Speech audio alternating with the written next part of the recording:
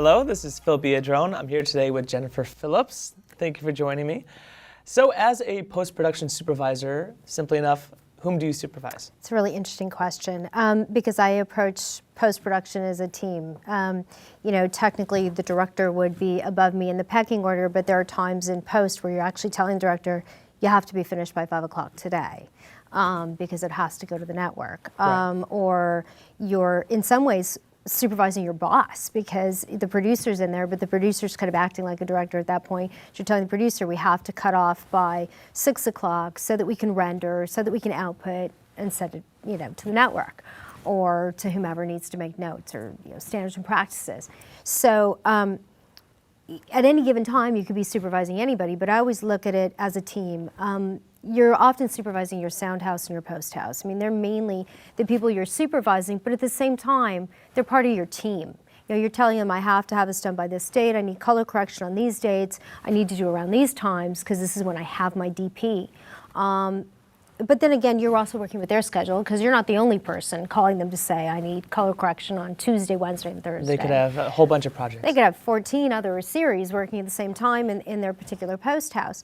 So you're technically supervising them, and like I said, sometimes supervising your boss, and sometimes you're even telling your boss, hey, the budget you gave me is this, and I don't have that, or we don't have time to do that. When you say boss, do you mean director, producer? Executive producer, okay. Producer.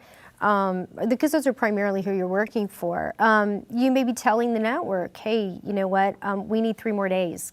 Can we have it? Because I know I don't air for 6 months, so what's 3 more days? Because you've got 3 days in your budget and you get this 10% slush. Do you know what I mean? It's like sometimes you just need that extra time because maybe a story isn't working, or the beeline story is really coming together now and you want to do more with it, or whatever it may be, or you're at 110 minutes and you can only deliver 73 and you got to do a lot of cutting.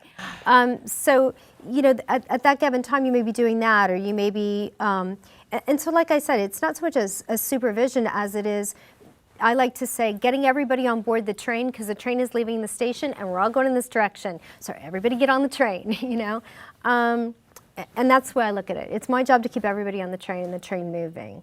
And that's less about telling people what to do, because supervision kind of, it kind of makes it sound like you're telling people what to do.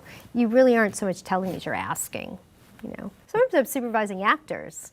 I do a lot of ADR direction because I have a lot of experience in sound. So in that case you are, you're directing actors for ADR.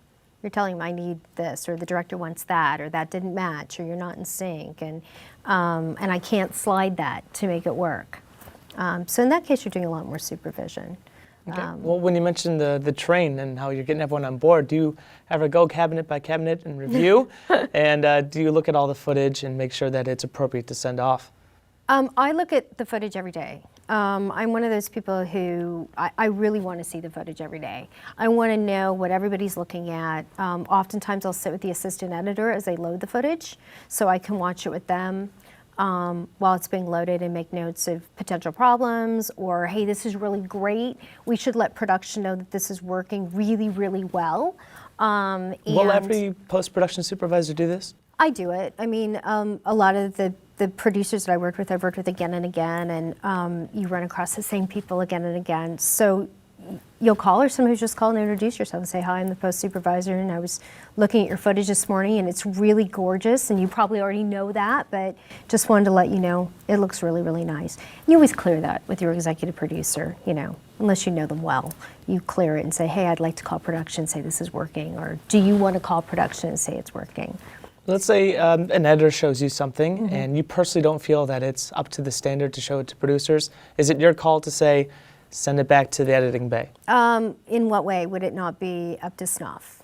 Let's say just colors aren't matched, sound is not synced, or maybe it's a content choice. You're like, I don't believe that the content. Content isn't my business. Never your call, no. Content. Content is director and producer and executive producer's call. Unless somebody gives me that responsibility, not my call.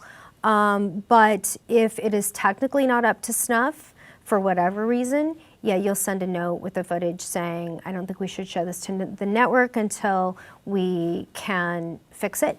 you know, or make it better, or we don't feel like these two cameras particularly match. If you're shooting multi-camera, we'd like to do a little tweaking before we send it off. Sometimes with instantaneous dailies, they've already got it. They've already got it. And with cuts, sometimes you'll say, you know, we'd really like to clean up the music a little or add some sound effects before we send off a rough cut to somebody to look at.